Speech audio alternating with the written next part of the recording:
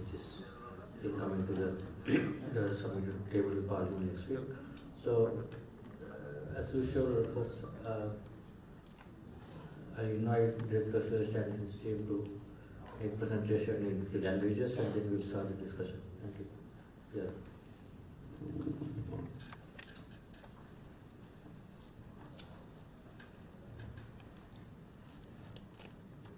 Thank you, Governor, and good afternoon to you all. This is the fifth monthly post review for this year. So as you are aware, Central Bank reduced the policy interest rates by further 200 basis points. And the major considerations that were taken into account are the faster than expected easing of inflation and firming of inflation expectations, and the protracted subdued economic activity, and the easing of balance of payments pressures to a large extent, and the need for a faster and adequate reduction in market lending rates, because we have already seen a significant adjustment of the risk premium after the announcement of domestic debt optimization. So this easing of monetary policy stance will help normalize the interest rate structure in the period ahead. Accordingly, the standing deposit facility rate now stands at 11%, and the standing lending facility rate now stands at 12%, and the statutory reserve ratio stands at 4%. So with June 250 basis point reduction, and the current cycle's 200 basis point reduction, and also with the significant reduction of the risk premium on government securities, the market interest rates, particularly lending rates, are expected to adjust downwards adequately and chiefly in the period ahead. On the inflation front, this includes April, May, and June.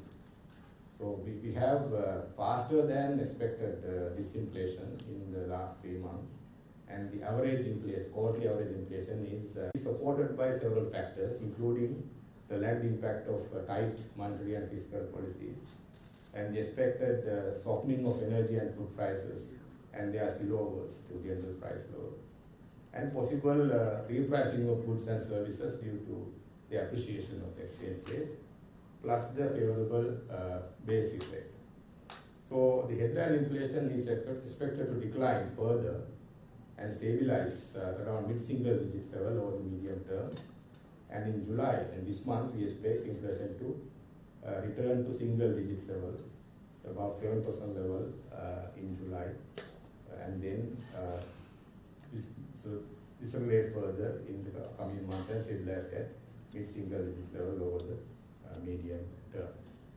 On the activity front, we expect a rebound in activity in the second half of this year.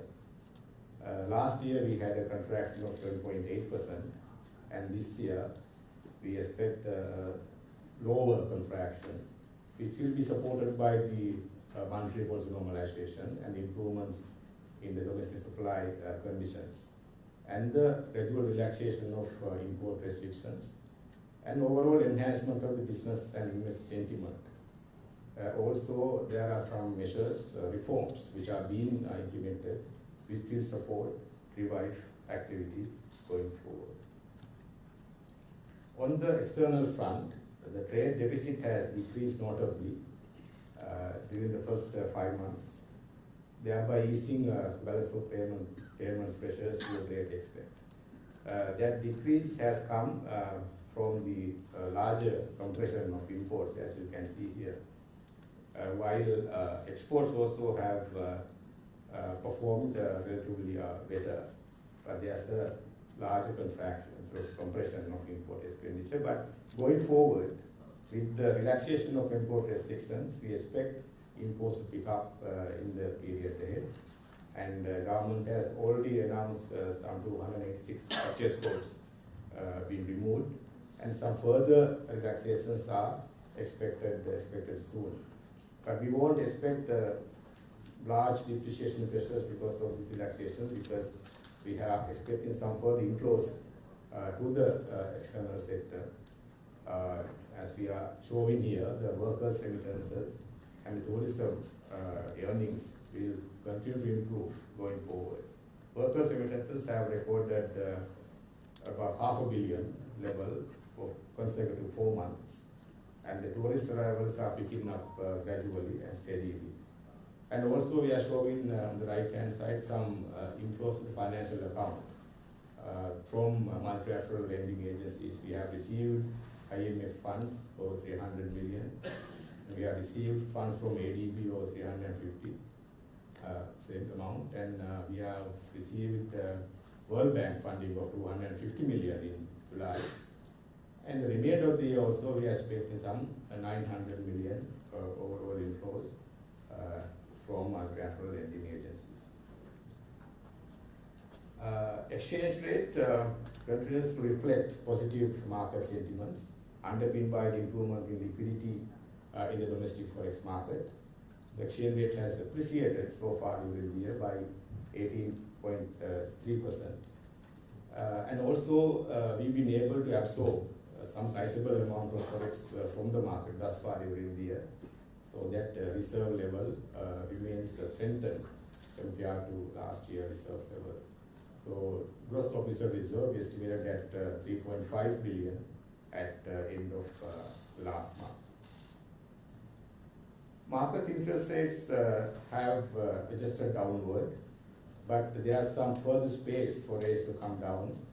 So you can see here on this chart, the policy interest rate, the line below, which is 12%, and the deposit rates have come down, the blue line, but the lending rates are still high, remaining high. There is further space for lending rates to come down compared to the adjustment in the savings rate. And we have seen the government securities yields have come down sharply in the last auction as well. It is now at 13.86%, the 1-year T-bill rate. So we expect the lending rates to come down further with this adjustment. So the government securities yields have actually halved compared to the peak in November last year. Rates are now at 17.79, 15.9 and 13.86, the 3 months, 6 months and 1 year tenors respectively. And the treasury bonds market, secondary yields have come down sharply after the announcement of domestic debt optimization. The credit has continued to contract. This is private sector credit. From June last year, month on month, credit showed a contraction. So we expect going forward some moderation of this contraction and have some positive rate expansion on month basis with the relaxation of imports, with the relaxation of monetary stance, and the falling interest rate structure overall. So with this adjustment, the Monetary Board expects that the banking and financial sector to pass on the benefits of the reduction of policy interest rates to businesses and individuals so that they can support economic activity going forward. If the expected pass-through of policy interest reduction is inadequate and sluggish, the central bank will consider taking administrative measures to ensure the timely and adequate pass-through of accommodative monetary policy to market interest rates.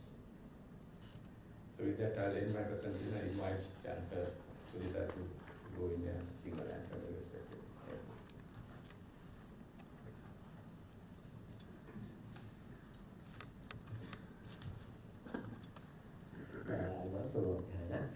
ශ්‍රී ලංකා මහ බැංකුවේ මුදල් මණ්ඩලයේ ඊයේ දවසේදී 2023 වසරේ 5 වන මුදල් ප්‍රතිපත්ති විවරණය සඳහා ඇසුණා. එදී තීරණය කරනු ලැබුවා ප්‍රතිපත්ති පොලි අනුපාතික තවදුරටත් පහත කරන්නට. ඒ අනුව ප්‍රතිපත්ති පොලි අනුපාතික 2%ක ප්‍රමාණයකින් පහත වෙනු ලැබුවා. මේ සඳහා ප්‍රධාන වශයෙන්ම සලකා බලපු කාරණා තමයි අපි අපේක්ෂා කරනවා සමානව ඉතා වේගවත් උද්දමනය අඩු වෙමින් පවතිනවා. ඒ වගේම උද්දමන අපේක්ෂාවන් ඉතා හොඳින් යහපත්ව පවතිනවා. ආර්ථිකයේ වගේම ආර්ථික ක්‍රියාකාරීත්වයේ කෙසේ වෙතත් අඩු වගේ තත්ත්වයක තමයි පවතින්නේ. ඒ වගේම ගෙවුම් ශේෂයට තිබුණු පීඩනය සෑහෙන දුරට අඩු වෙමින් පවතිනවා. ඒ වගේම වෙළඳ පොළ පොලී අනුපාතික අඩු වෙමින් පවතිනවා. නමුත් ඒ අඩුවීම තවදුරටත් වේගවත්ව වෙළඳ පොළ පොලී අනුපාතික කෙරෙහි යොමු කිරීම සඳහා ප්‍රතිපත්තිමය මැදිහත් වීමක අවශ්‍යතාවය. ඒ අනුව අපි බලාපොරොත්තු වෙනවා වෙළඳ පොළී අනුපාතික තවදුරටත් පහළ යනවා. එනවා ශ්‍රී ලංකා මහා බැංකුවේ ප්‍රතිපත්ති පොලී අනුපාතික දෙක වන නිත්‍ය තැන්පතු පහසුකම් අනුපාතිකය 11%ක් ලෙසත් නිත්‍ය ණය පහසුකම් අනුපාතිකය 12%ක් ලෙසත් මේ වෙනස් කිරීමත් එක්ක පවතිනවා. ව්‍යවස්ථාපිත සංචිත අවශ්‍යතාවය 4%ක් ලෙස නොවෙනස්ව පවතිනවා. ඔබට මතක ඇති 2023 ජූනි මාසයේදී පළවෙනිදා ප්‍රතිපත්ති පොලී අනුපාතික පදනම් අංක 250කින් 2.5කින් අපි අඩු කරන ලැබුවා. ඒ වගේම අද දිනේදී ප්‍රතිපත්ති පොලී අනුපාතික 2කින් අඩු කරන ලැබුවා. ඒ වගේම දේශීය ණය ප්‍රශස්ත කරන ක්‍රියාවලිය එළිදැක්වීමත් සමගම අවදානම් අධිමිල විශේෂයෙන්ම භාණ්ඩාගාර සුළුකොම්පත් වලට පැවති ඉතා විශාල වශයෙන් අඩු වුණා. මෙහි ප්‍රතිලාභයක් විදිහට වෙළඳ පොළේ අනුපාතික තවදුරටත් වේගවත්ව අඩු විය යුතුව තිබෙනවා. උද්දමනයේ විදිහ දිශා බැලුවොත් එහෙම 69.8ක පමණ ඉතා ඉහළ උද්දමනයක් 2022 දී සැප්තැම්බර් මාසයේදී පැවතුණා. ඒ පසුගිය මාසයේදී ජූනි මාසයේ වෙනකොට 12% දක්වා අඩු වෙලා තිබෙනවා. ආර්ථිකයේ යටිදරි උද්දමනයක් 10%ට වඩා අඩු වගේක සටහන් වෙන්නේ. ඔබට මේ ඡායාරූපයෙන් පැහැදිලි වෙනවා අපි 2022 සැප්තැම්බර් මාසයේදී 94.9ක පමණ ඉතා විශාල ආහාර උද්දමනයක් පැවතුණා ශ්‍රී ලංකා ආර්ථිකය තුළ. මේ මොහොත වෙනකොට 4.1ක් දක්වා අඩු වෙලා තියෙනවා. විශේෂයෙන් සියලුම කොට කාණ්ඩයන්ගේ භාණ්ඩවල මිල වැඩිවීමේ වේගය අඩු වෙමින් පවතිනවා. ශ්‍රී ලංකා මහා බැංකුවේ මේ උද්දම ව්‍යාප්ති සටහනෙන් ඔබට පෙන්වනවා ශ්‍රී ලංකා මහා බැංකුවේ උද්දම පුරෝගතනය ඉතාමත්ම විශ්වසනීය බව. සමස්තයක් විදිහට 2023 අවුරුද්දේ දෙවෙනි කාර්යයේදී අපි උද්දමනය අපේක්ෂා කළ අඩුවීමම සත්‍ය උද්දමනයේදී අපිට දැක ගන්නට පුළුවන්. මේ අඩුවීමට ප්‍රධාන වශයෙන්ම භාණ්ඩ ආහාර ද්‍රව්‍ය වල මිල අඩුවීමත් බල ශක්ති මිල අඩුවීමත් ප්‍රධාන වශයෙන්ම බලපානු ලැබුණා. ඒ වගේම අපේ අලුත්ම උද්දාන ව්‍යාප්ති පුරෝගතන සටහනේදී පැහැදිලි වෙනවා තවදුරටත් ඒ උද්දමනයේ අඩුවීම භාණ්ඩ හා සේවා වල මිල වැඩිවීමේ වේගය අඩුවීම එලෙසම ක්‍රියාත්මක වෙනවා. ඒ සඳහා බලපාන කාරණා තමයි අපි කාලයක් පුරාවටම දැඩි මුදල් ප්‍රතිපත්ති තත්ත්වයක් පවත්වාගෙන ගියා. එහි බලපෑම තවදුරටත් ආර්ථිකයේ තියෙන්න පුළුවන්.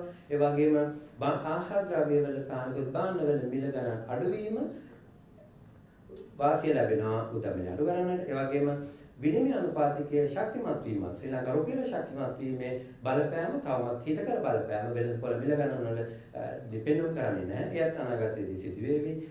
මෙවැනි ධනාත්මක තත්ත්වයන් හින්දා අනාගතයේ උද්දමනය අපි බලාපොරොත්තු වෙනවා. ඉතා අඩු වගයකට පත් වෙන ජූලි මාසයේදී 7%ක පමණ තනි ඉලක්කමක් ලැබිලා ඉන්නතුරුව අපි අපේක්ෂා කරන මැදි තනි ඉලක්කමක අගයක මැදි කාලයේදී පවතී කියලා. ආර්ථික ක්‍රියාකාරීත්වය දෙස බැලුවොත් 2022 අපිට ඍණ 7.8ක ආර්ථික වර්ධනයක් වාර්තා වුණේ. ඒ වගේම 2023 පළවෙනි කාර්යයේදී ඉතා ඉහළ ඍණ ආර්ථික වර්ධනයක් වාර්තා වුණේ. කෙසේ වෙතත් 2023 අවසානයේදී අපි බලාපොරොත්තු වෙනවා ආර්ථිකය වර්ධනය වේවි කියලා. විශේෂයෙන් මේකට හේතු තමයි අපි මුදල් ප්‍රතිපත්ති සාමාන්‍යීකරණය කිරීම, දේශීය සැපයුම් ජාලයන් නැවත යථා තත්ත්වයට පත්වීම, ආනයන සීමා ඉවත් කිරීම, ඒ වගේම ව්‍යාපාරික විශ්වසනීයත්වයේ ගොඩනැගීමත් අපේක්ෂා කරන ආර්ථිකයේ ව්‍යුහාත්මක වෙනස්කම් පිළිබඳ ධනාත්මක ගැළපීමකින් ආර්ථිකයේ 2023 අවසානයේදී යථා තත්ත්වයට ධනාත්මක තත්ත්වයකට පත් වේ කියලා. විදේශ අංශය දෙස බැලීමේදී වෙළඳ හිගය ඉතා විශාල ප්‍රමාණයකින් අඩු වුණා.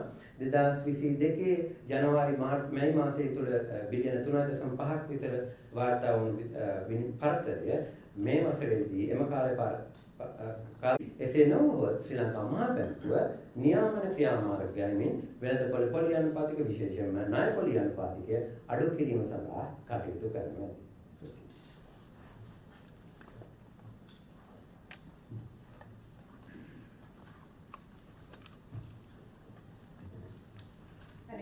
மாலை வணக்கங்கள்.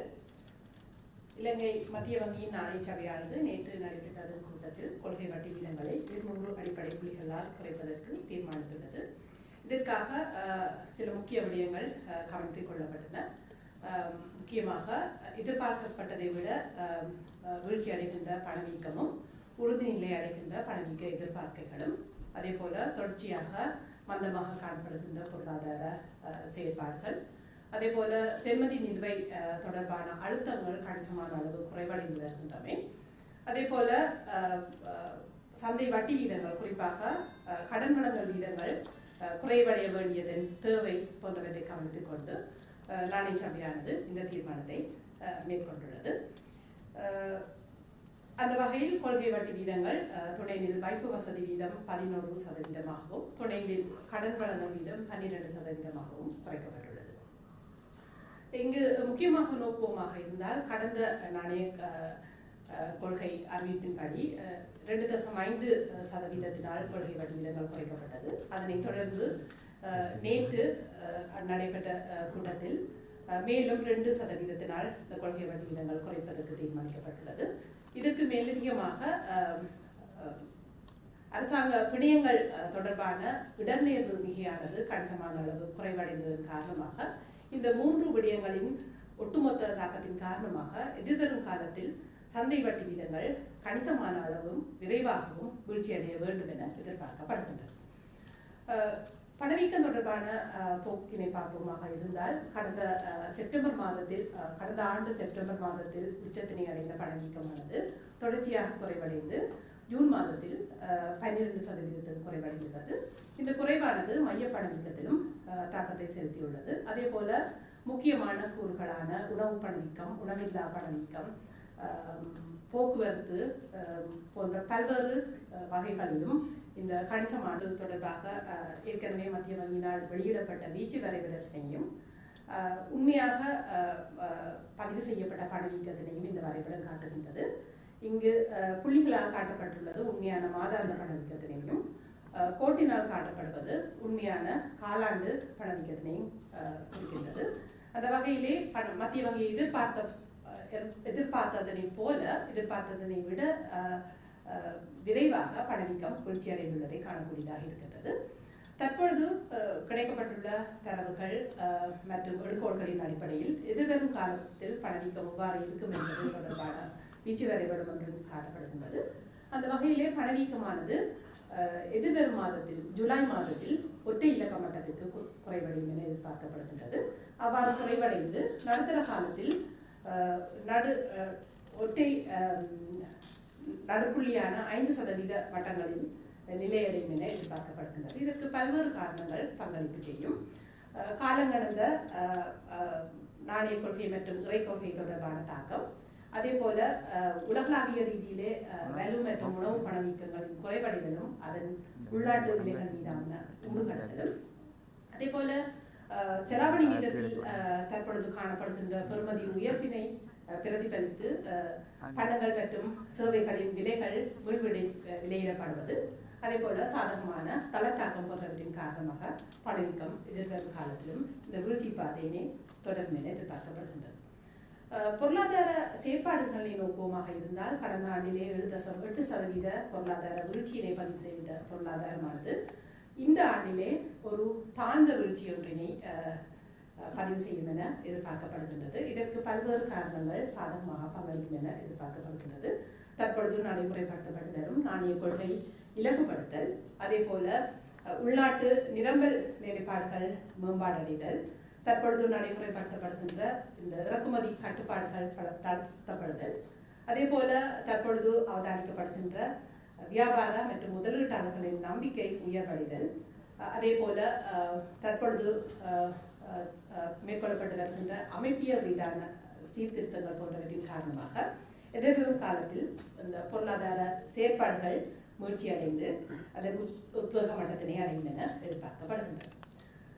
வெளிநாட்டு துறையினை நோக்கமாக இருந்தால் வர்த்தக பற்றாக்குறையானது ஒரு சாதகமான நிலைக்கு இந்த ஆண்டு மாறியிருப்பதை காணக்கூடியதாக இருக்கின்றது. உதாரணமாக கடந்த வருடம் இதே ஆண்டு கால பகுதியில், அதாவது முதல் 5 மாத கால பகுதியிலே $3.5 பில்லியன் ஐக்கிய அமெரிக்க டாலர்களாக காணப்பட்ட பற்றாக்குறையானது இந்த வருடத்தில் அதே காலப்பகுதியில் 1.9 பில்லியன் ஐக்கிய அமெரிக்க டாலர்களாக மாத்திரமே காணப்பட்டுள்ளது.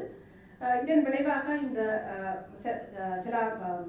செம்மதி நீர்வேல் காணப்படுகின்ற அழுத்தம் குறைவடைவதன் காரணமாக படிப்படியாக இறக்குமதி மீதான கட்டுப்பாடுகள் தளர்த்தப்பட்டு வருவதனை காணக்கூடியதாக இருக்கின்றது. மேலும் இவ்வாறான தளர்வுகள் எதிர்வரும் காலப்பகுதியிலே ஏற்படுவதற்கு எதிர்பார்க்கப்படுகின்றது.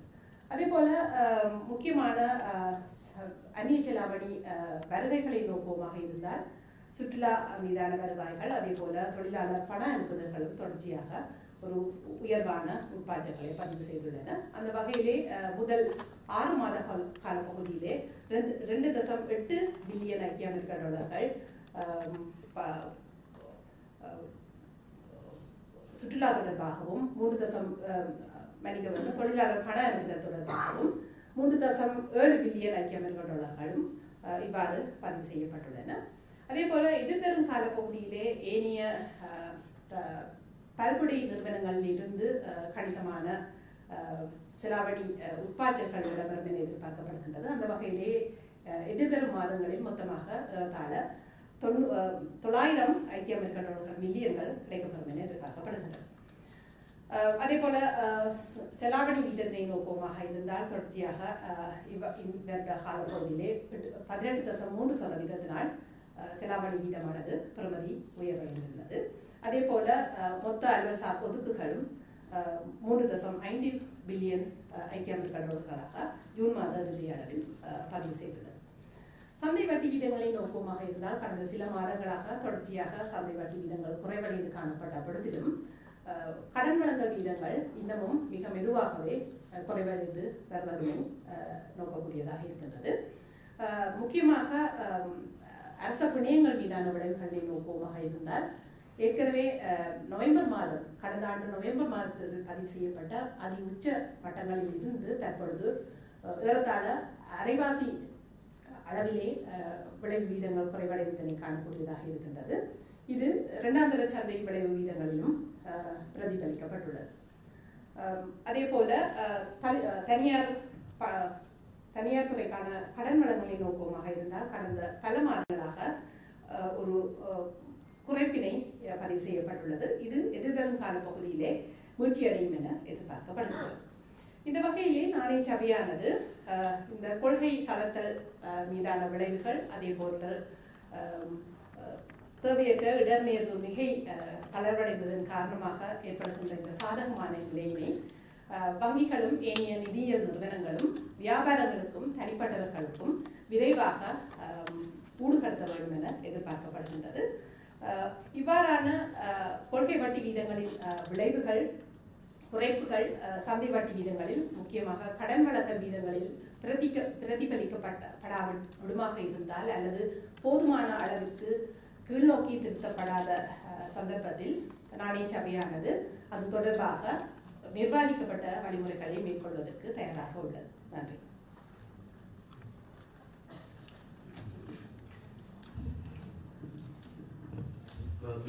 Thank you, colleagues.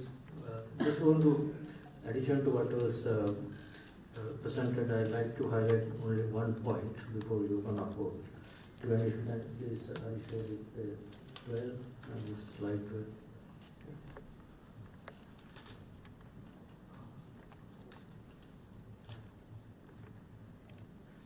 This is the interest rate structure, how that has been moving and shifting. It's important information that you can see if you look at especially 1 year treasury rates. In 21 August, that was a point where 1 year treasury rate and the opposite rate was almost at the same level, because as a result of, normal market conditions, lowest risk should be the sovereign yield, so that has been a normal condition. Since then, with tight market financial conditions, some of the small policy adjustments by central bank until April, even before the sharp adjustment in policy rates, the yellow line, the 1 year treasury had already moving away from the policy rates and has already factored some uncertain premium leading to a crisis. And then after we tightened the monetary policy and also when there was uncertainty in domestic debt optimization, then we saw that uncertain premium or risk premium had been rising and the 1 year treasury rates are moving much higher, moving at much higher rates even compared to the other market rates. So the first time last week after DDO announcement, what we have seen important development is that rate first time touched the policy rate 13.8 cents, just below 14% that we had even before we revised the policy rates today. That's an important market development. As we have been always saying, this uncertain premium will collapse once we clear the deficit of transaction. That obviously happened as you predicted quite rightly. Now it has happened already. So then what that will imply for the market rates is already moving into the downward path as a result of more liquidity and more confidence moving into after structural agreement. You can see downward path market interest rates. Now what we can expect going forward is that the interest rate structure will be back to normal with benchmark rates moving closer to policy rates and others will move in line with risk premiums attached to each lending and deposit rates. That's what we would expect. As mentioned already, if that normalization would not happen soon, we would hope that will happen soon. That will give more benefits to the economy and more credit to the economy. So we do not hesitate to have some administrative measures and targets to move that path in line with the normal interest rate structure. That's the only important point I want to highlight in addition to the points. And today, the media council would like to focus first part mostly on the monetary policy related questions. And obviously, I'm sure you all have some questions and clarity on domestic debt operations. I would first like to complete the first part of the monetary policy and related question, and then we move on to the other questions. As obviously the media, a lot of questions have been raised. Please. Governor, you mentioned about uncertainty, the premium. There was an allegation that it was the central bank that caused that uncertainty by denying the need for DDR originally. How would you respond to that position? No, I think central bank, our position has always been, is as central bank, that's a good question, thank you for asking that.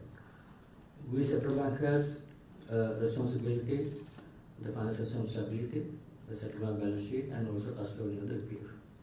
So our position has always been, because of the high inflation, high exchange rate, our domestic debt has already been effectively restructured to a certain extent. So our position at that time, obviously, was that we do not see a need for a further restructuring of the domestic debt because already that has happened as a result of this thing. So even today, I maintain the same position. We think if we can, we don't need, if we can not restructure domestic debt, that would be better because already restructured. That I agree with that point.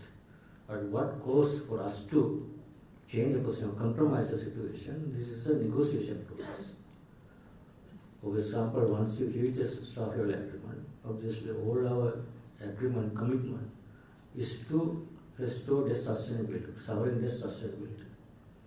When we agree to a certain next 10-year debt targets, then when we ask our external creditors to make a contribution, and on that basis, based on the debt targets, they service external debt and due to GDP and interest financing needs. So we have asked the external creditors to make a significant contribution for us to bring down our debt sustainability from the creditors that they have lent us past. when they make that, when we make that request in the negotiation, obviously, the next question comes is that for them to give that relief or concession, they think that what we have done already in terms of one is the fiscal primary surplus 2.3% plus some adjustment in terms of as a result of inflation and exchange rate is not sufficient. They would like to see some more little contribution compared to what they are going to give us. So this is a process of negotiations. So in the negotiation, obviously, there are two choices. In a process of negotiation, you can hold on to a position or will not do anything and can drag the process. Like some master said, why did we ask 50% haircut from external creditors? Can we still ask for it and can drag the process for several years? Or whether we want to finalize, come to a deal soon, then we also will have to compromise the position. Not we of this Minister of Finance is a counterpart from our behalf, but our interest in that negotiation is to, while understanding there has to be a compromise, there has to be a domestic contribution, how best we can optimize the contribution while protecting the interest of the central bank in terms of, as I said, securing financial stability, minimizing impact on central balance sheet, third, minimizing the impact on EPF as a custodian EPF. On those intentions, we are also involved in the negotiation with the Minister of Finance. We are able to come to the most possible and best deal that one can achieve and come to compromise and come to a situation where we can move forward. So that we have, once we have done that part, we can see clearly the benefits of this thing. And also going forward, I can see it's a very positive movement. All markets responded positively. And there are good comments by international agencies rating and everyone. So that I think I'm sure, confident we can move forward. I'll stop that because you asked a question, but the thing is that I would like to see more multiple later questions before I move into that part.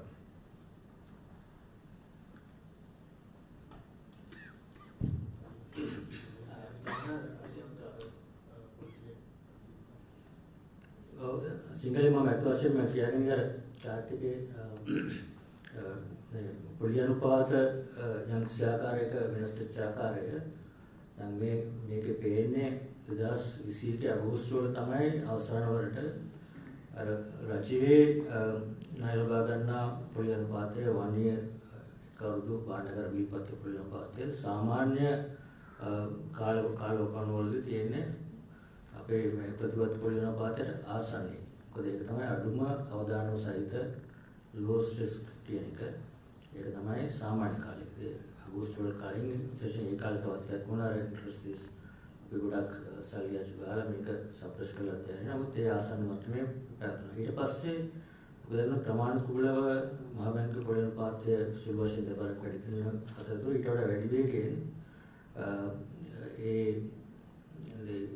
one year treasury rates එක වැඩි වෙගෙන ගිහිල්ලා තියෙනවා. ඊට පස්සේ අපි අප්‍රේල් මාසයේ 700 basis points 700 වැඩි කරනකොට start එකක් වැඩි කරගියා. ඊට පස්සේ දිගටම අර ඉස්සෙල්ලා කිව්වා වගේ නිසා කිව්වේ මේ uncertain premium එක demonstrate කරනවා නැද්ද කියන එකේ අවශ්‍යතාවය තිබෙන නිසා ඒක කිව්ව දෙයට ඒක අපි ක්‍රියේට් කරලා දෙනවා කිව්වේ. ඒ අනුව ඒ මාකට් එකේ තිබිච්ච risk premium factor වල ඒ ඔක්කොම වැඩි වුණා.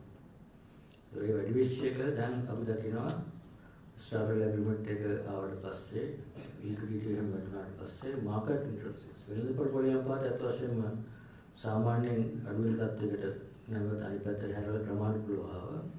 නමුත් අර අනුපාතය තවමත් ඉන්නේ මොකද අවශ්‍යතාවය තිබුණා. ඒක නිසා තමයි අපට අවශ්‍ය වෙන්නේ හැක ඉක්මනින් ඒ අවශ්‍යතාවය අවසන් කරනවා. අපි හැමදාම කිව්වා වගේ මේක අවශ්‍යතාවය ඉවත් කරාට පස්සේ ඒක පැහැදිලි වුණාට පස්සේ මේ විශේෂයෙන් benchmark rate එක එන්න ඕන අපේ පොලිසි ප්‍රතිපත්ති අනුපාතය ආසන්න පළවෙනි සැරේට අදාළ කරන්නත් කලින් ඒ 13.8 මට්ටමට 14 පල්ලයට first time after August ඒක වෙලා තියෙනවා.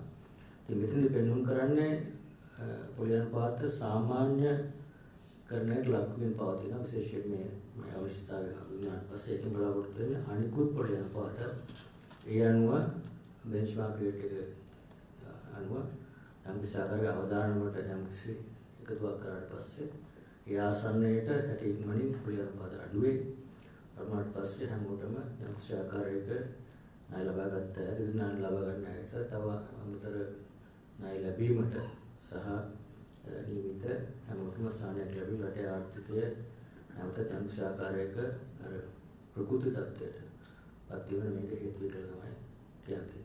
මොකද Governor, usually you allow a time period for settle market to settle because there's a lag effect.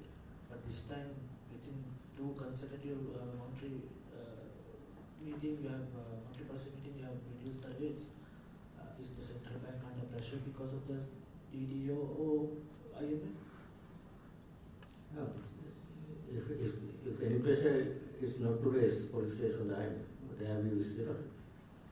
But here what we see is if you look at the disinflation path, it's the sharpest. So inflation, if you look at this is an important one, and also if you can show the inflation path.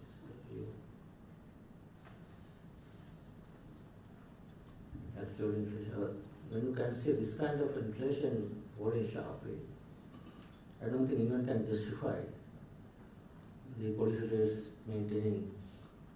I mean, under normal circumstances, if inflation is 5%, policy rates can be 7.5, 8, 9 maximum. Let's say inflation is 12 last month, it will be 7% end of this month. It will be low single digit going forward. I don't think if any proactive monetary policy, critical monetary policy, we have to be proactive. This is where I think this is our data-driven monetary policy action. The monetary board has agreed and decided to reduce policy rates even this time by another 200 basis points. The proactiveness means even when you raise, you can remember in April, one shot 700 basis points. We have never done that earlier. This is not that kind of adjustment here. It's a gradual adjustment. Still, we going to see some stabilization. And still, there are some balance of payment pressures. We are not in a very comfortable position in terms of reserves. We need to build up more reserves. To stabilize the economy, we want to, at the same way, we want to recover the economy to a more stable level. So this is a process. I think I don't see this is any kind of influence or pressure here. Thank you. අධිපතිතුමා ඉස්සෙල්ලා සඳහන් වුණා පොලි අනුපාත අඩුවීමේ වාසිය මහජනතාවට ලබා දෙන්න බැංකුව අසමත් වුණොත් ඊට අවශ්‍ය නියාමන ක්‍රියාමාර්ග ගන්න සෙන්ට්‍රල් මහා බැංකුව කටයුතු කරනවා කියලා. කොමුණ ආකාරයක නියාමන ක්‍රියාමාර්ගවල කොපමණ කාලයක් තුළද ඒ ක්‍රියාමාර්ග ගන්න බලාපොරොත්තු වෙන්නේ? ඒක අපි අත්වශයෙන් බලාපොරොත්තු වෙන්නේ නැහැ. අපිට මතකයි 2018 වසරේ විතරත් ඔය අපි ප්‍රියන්පතේ අඩුවෙන් පටන් ගත්තට පස්සේ මාකට් වෙළඳපොළ ප්‍රියන්පත අඩු වෙන්නේ එක තාම සෙවිං සිද්ධ වෙනකොට අපි අනිත් ආකාරයක බැංකුව වලට ඩිරෙක්ෂන් විදියට දුන්න ඉලක්ක මේ තියෙන ප්‍රියන්පත මේ දැන් තියෙන මට්ටමේ ඉඳලා මේ කාලය තුල මේ මාස කිහිපය තුල මේ විදිහට ක්‍රමානුකූලව අඩු වෙනවා කියන්නේ. ඒක අපි ක්ලෝසින් මොනිටර් කරලා ඉතින් එහෙම බැංකු පද්ධතිය තුලින් අඩු වෙන්නේ නැත්නම් බැංකු වලින් අඩු කරන්නේ නැත්නම් අපිට ඒ වගේ එකක් කරන්න වෙනවා. නමුත් අපි ඒකෙන් මුලින් අවස්ථාවක් දෙනවා බැංකු වලට. දැන් අපි අත් වශයෙන් දැන් මාකට් එකේ තියෙන ට්‍රෙෂරි බිල්ස් වල තියෙන එක රියැක්ෂන් එක අපි දැන් දැක්කනේ මොනින් අඩු වුණානේ. ඉතින් බැංකු වල යම් ආකාරයක ට්‍රාන්ස්මිෂන් පීරියඩ් එකක් තියෙනවා. මොකද ඒගොල්ලන්ගේ අර වැඩි මිලට ගත්ත තැන්පත් වලට තාම කොස්ට් ඔෆ් ෆන්ඩ්ස් වැඩි වෙන්න පුළුවන්. ඉතින් ඒක සරේටම අඩු වෙන්නේ නැහැ. නමුත් දැන් අපි දැකලා තියෙන පොඩි තැන්පත් අනුපාත අඩු වෙන ක්‍රමයේ වාතාවරණය තුළ ඒගොල්ලන් කොස්ට් ඔෆ් ෆන්ඩ්ස් අපි හිතන ඊට වඩා ඉක්මනට අඩු වෙයි. බෙන්ච්මාර්ක් රේට් අඩු නිසා අපි හිතනවා යම් කිසි කාල පරාසයක් තුළ මේක සාමාන්‍යතරපත් එක්ක විශේෂයෙන් අන්සර්ටිනිටි ගන්න කරාට පස්සේ ඒ අනුව අපි මොනිටර් කරන ක්ලෝස්ලි අවශ්‍ය නම් ඒ ක්‍රියාමාර්ගය ගන්න ප්‍රසිද්ධ. Governor, have you all had any responses from the foreign creditors, and how will those discussions be taken forward? And secondly, on inflation, when you say mid-single digits in the in the medium term, exactly which month, where do you think inflation might be in December? if you can have a few numbers. And are you also concerned that with policy rates coming down lower, you just mentioned that we have to build up reserves for economic stability, but that with rates trending down, that might actually put more pressure on reserves? Thank you. And this is the right balance between our assessment based on what can be the demand factor, how that can create demand for imports, and how we see remittances and tourism performing. So these are all factors which are factored in, and it's a balanced approach that we also need to see economy also recovering and great growth into the economy. So this is I think in our view that's a right balance. On the foreign creditors, obviously the first step that we have cleared the domestic debt optimization. And our next step, parallelly, we have been having very close discussions, negotiation with both the advocate platform chaired by India and Japan with the Paris Club. That process is going on, and also we have shared data analysis proposals, and then they have shared with the observer status countries like non-Paris Club, China, and others of all these countries. And technical work is going and making good progress on the bilateral side. And also parallelly with China, there's bilateral discussions are going with the CDB, Exim Bank, and Minister of Finance. And on the ISB holders, we had several rounds of discussions, ideas exchange. I think our advisor Lasad are engaging with them quite extensively. I think we hope that also parallelly that process will also make progress. Now we have done our part now, so now it is up to the creditors, and we would like to expedite the process and come to an agreement with both bilateral and ISB creditors before the first review. That's the timeline that we are working on somewhere in September, October. So if we can achieve that, we have still some timeline. We hope that we can meet those targets. About the interest rates, once again, the credit cards, once again, it has only come down by 2%, and it's also taking a long time. Are you all going to negotiate in that area?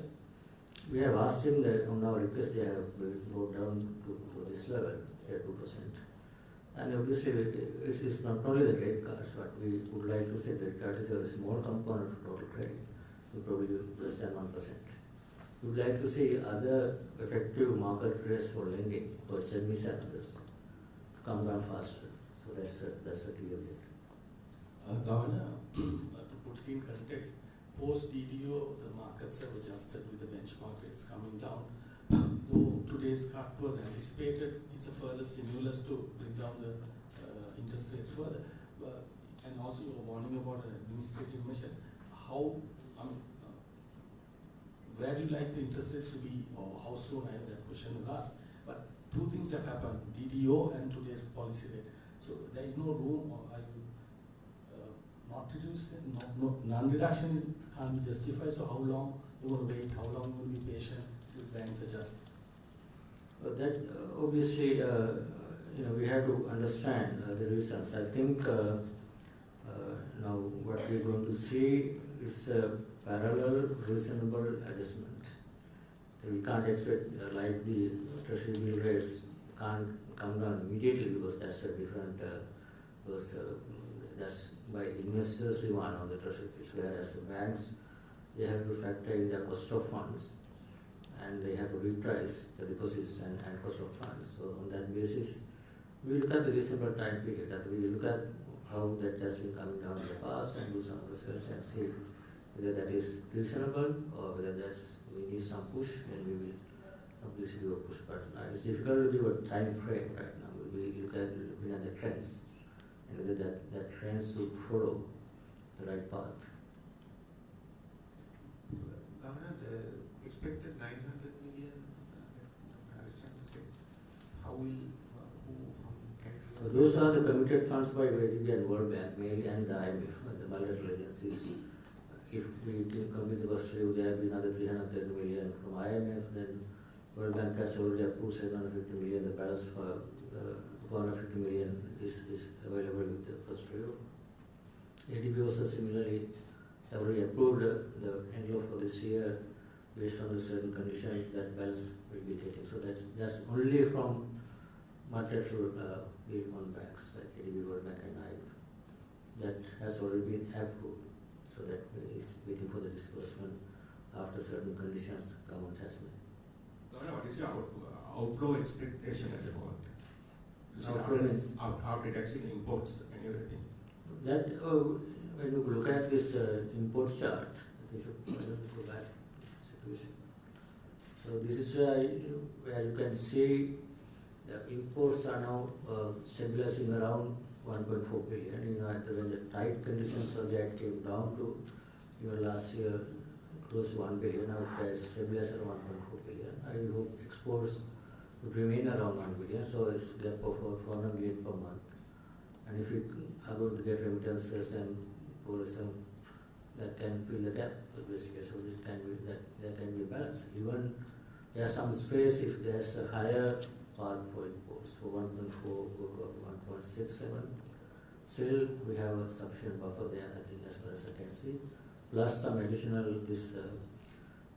inflows from the MDBs, and also we know excess funds whatever come in, we build up our positions through market interventions as well, as we have been doing the last several months. What is the year-end resource expectation? Year-end resource position? Reserve position, in fact, our commitment on the IMF, we already made the target, so it is much higher. So whatever the opportunity, we will certainly would like to build positions more than what is in search, so that will give you much more confidence and will strengthen our ability to intervene in the market if there's any volatility. So I think we will be making good progress. We will continue to make that progress going forward. I think difficult to say this is the target. We had a target, we already met the target. Have you met all the quantitative targets for June now? All the targets have been met except the revenue target is below. That obviously because of the import duties expected, the envisaged were much lower because of the low imports. So this is why we have recommended government to relax the import restrictions so that they can collect some revenues as well. So and that other what I was told, value-added tax and income tax collections are in line with the expectations. There are some shortfalls, but I think there's some room for in the second half to recover the loss that we had. Government car imports, the car importers are saying the government can get a lot of revenue, income tax by way of car imports, and from a quota system for about 500 million. And there are other items that are coming to Sri Lanka more valuable than the car imports. What are your imports on that? This import decision on what to relax, how to relax, phasing out is a decision by the Minister of Finance. So, I mean, in our recommendation, we have recommended to relax about 900 items, and remaining about less than 300 mostly consist of motor vehicles and all the other things. So, Without motor vehicles? Without motor vehicles.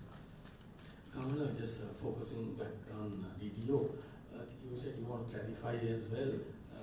Can you please, are there any more questions on motor policy? Then you can go into that.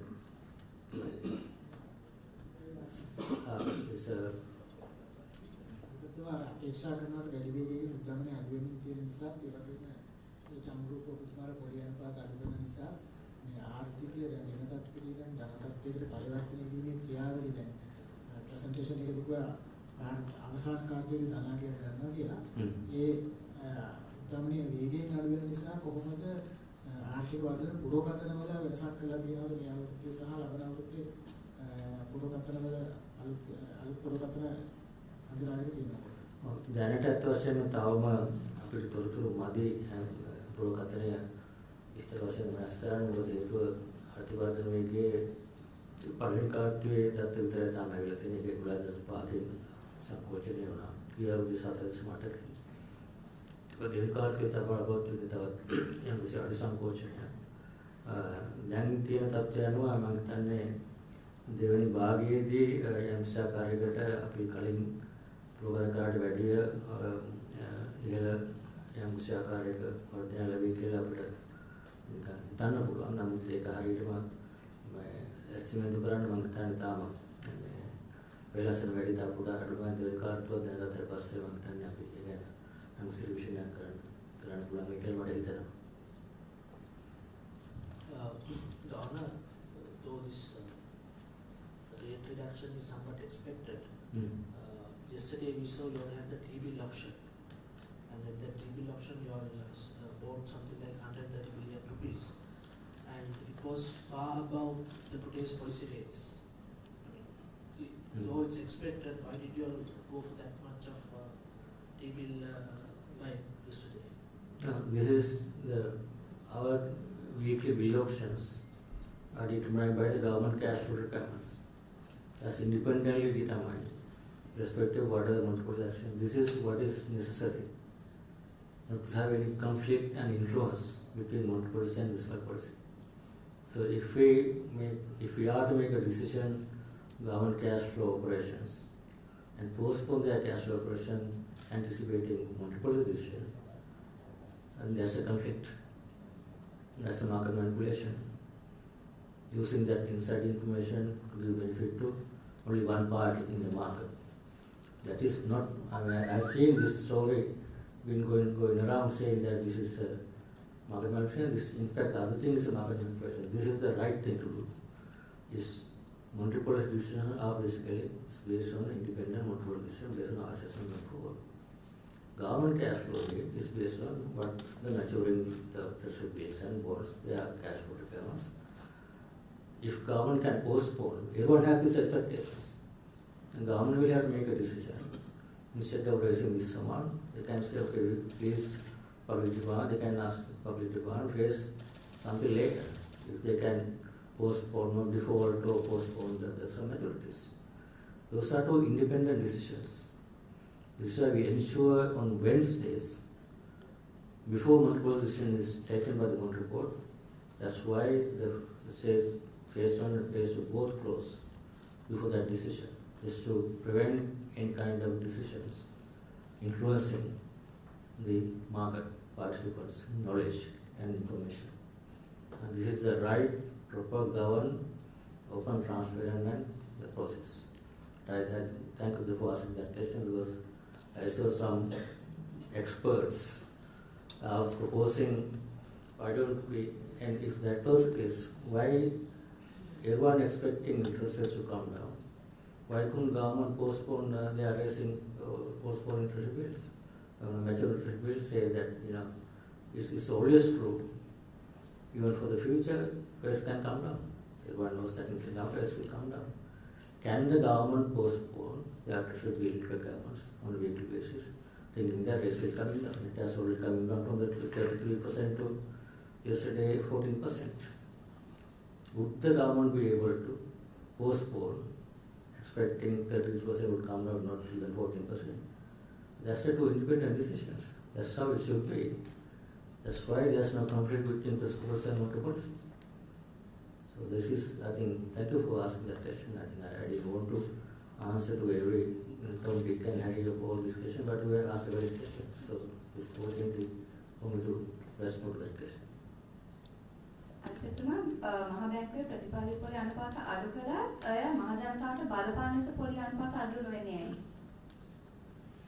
අර තාටි බැලුවනම් දැකිනද අර දැන් අඩු වෙලා තියෙනවනේ දැනටම AWP හිලාර එක 129 තිබිච්ච එක තමයි දැන් 128 වෙලා තියෙන්නේ.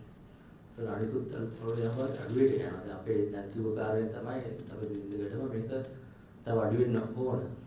ඒතර ඒ අඩු වීම තමයි අපි බැංකු වලින් අඩු නැත්නම් අපි රජයේ සුරැකීම් පත් සඳහා ලබා දෙන පොලි ප්‍රතිශතය 9.12 දක්වා අඩු කරලා තියෙනවා. මේ තත්ත්වය අනුව ඉදිරියේදී රජයේ සුරැකීම් පත් වෙළඳපොළ කුමක්ද සිදු වෙන්නේ? ඉදිරියේදී මොකද සිදු වෙන්නේ කියන එක මට කියන්න තියෙන පොලි අනුපාත විස්තර වේ. ඒ කියන්නේ රජයේ දැන් අර ණය ප්‍රොසෙස් කරන සමගම රජයට ණය ලබා ගැනීමේ අවශ්‍යතාවය බොහෝ අඩු වෙන්න පුළුවන්. මොකද තියෙන දැන් මෙතෙක් කල් වෙනකන් දීසතුන්කම හැම පාන්නගර බිල්කොතම් බඳුන්කරයන්ම නියුත දිනේට නියුත ආකාරයට අර වගේ කිව්වාගේ කල් දාන්න නැතුව ඒ දිනේටම ගෙවුවනේ. ඉදිරියේදී මේ ප්‍රොසෙස් කරනත් එක්ක ගෙවන්න තියෙන අර මැචුරිටි එක්ස්ටෙන්ෂන් වගේ කරාම මේ ගෙවන්න තියෙන මැචුර් වෙන ප්‍රමාණය අඩු වෙනවා. ගෙවන්න තියෙන පොලි ප්‍රමාණය අඩු වෙනවා. එතකොට යනවා ඉල්ලුම අඩු වෙනවා බොහෝ වෙලාවට මේ රජේ. ඒ කියන්නේ එතකොට ඉල්ලුම අඩු වෙනකොට සැපයීම ඔය රටේ මුදල් සංස්කරණ තියෙනවා නම් ඒක නෝ ඉල්ලුම සැප ගන්නවා මේ පොලි අනුපාතය තව දුරටත් ස්ථාර වෙන්න පුළුවන් කියලා තමයි අපිට පේන්නේ.